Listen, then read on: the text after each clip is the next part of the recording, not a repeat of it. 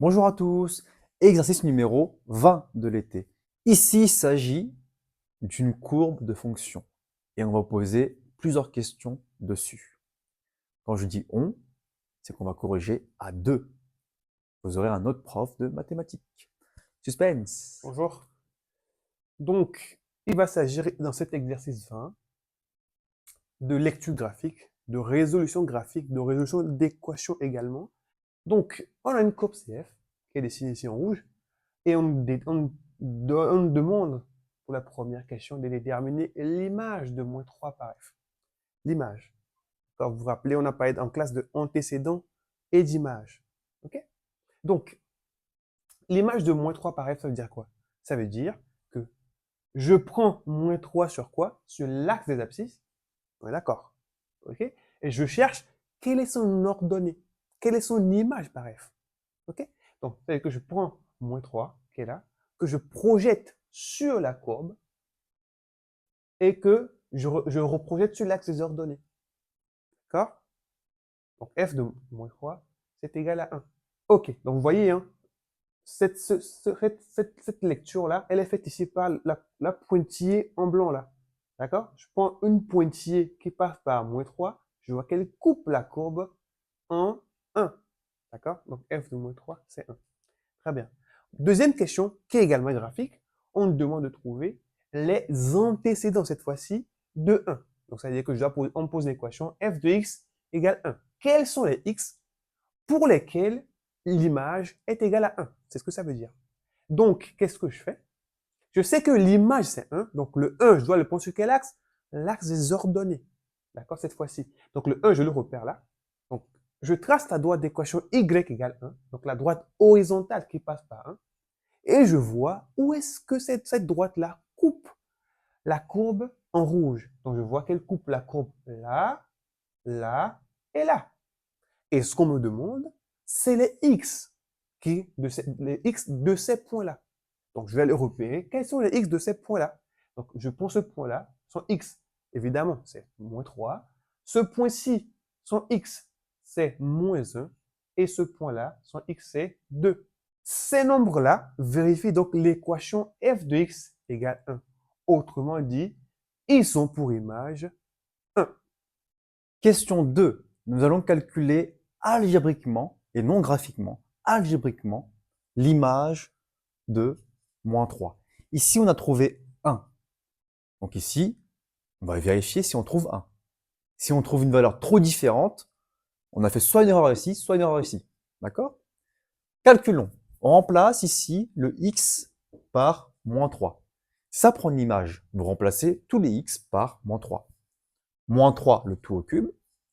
2 fois moins 3, le tout au carré. Moins 5 fois moins 3, moins 5.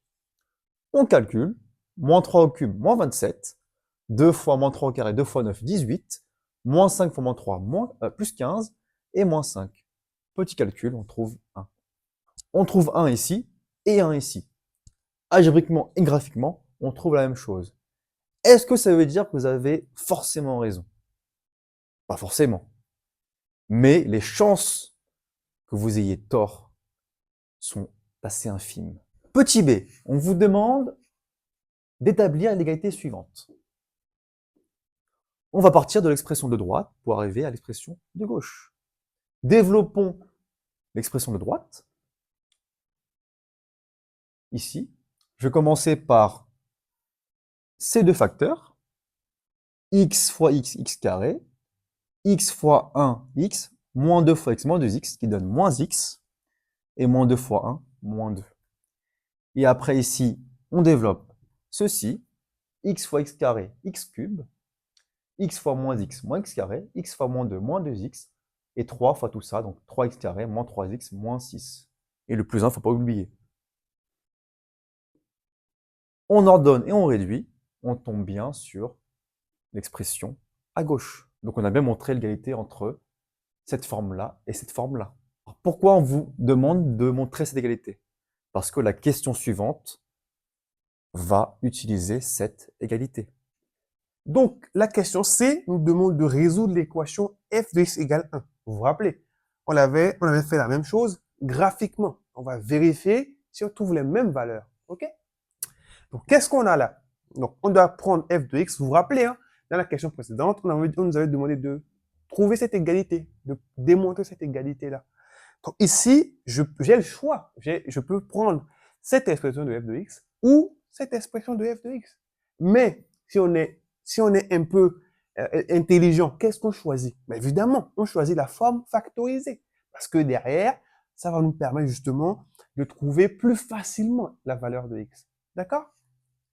Donc, on y va. On pose cette égalité, cette fonction-là, on pose cette expression-là est égale à 1. Donc, on a plus 1 ici égale 1. Vous vous rappelez, hein, quand on a les mêmes termes de part et d'autre de l'égalité, ça ne change rien. Donc, on peut les enlever. D'accord? Donc, j'enlève 1 et 1 de l'autre côté. Donc, ça nous donne cette expression égale 0. Donc, au final, on a le produit de 3 facteurs qui sont nuls. Ça veut dire que, évidemment, ils sont nuls que si l'un des 3 est nul. Donc, on pose soit x plus 3 égale 0, ou x moins 2 égale 0, ou encore x plus 1 égale 0. Donc, il me donne x égale à moins 3, ou x égale 2, ou x égale à moins 1. Donc, les solutions ici, et je vous conseille de les ordonner, ces solutions, d'accord? C'est un petit conseil, hein? Donc, ça donne moins 3, moins 1 et 2. Et qu'est-ce qu'on remarque? On voit qu'on trouve les mêmes valeurs que graphiquement, d'accord? Si je reprends, j'emprunte un peu l'expression de votre professeur, est-ce que ça veut dire qu'on a raison? Pas forcément, mais ça veut dire qu'on est sur la bonne voie. Vous avez une lecture graphique et après la vérification par l'algébrique. D'accord? Vous trouvez une solution graphique, une solution algébrique.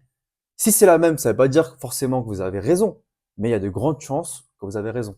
D'accord? Merci à vous.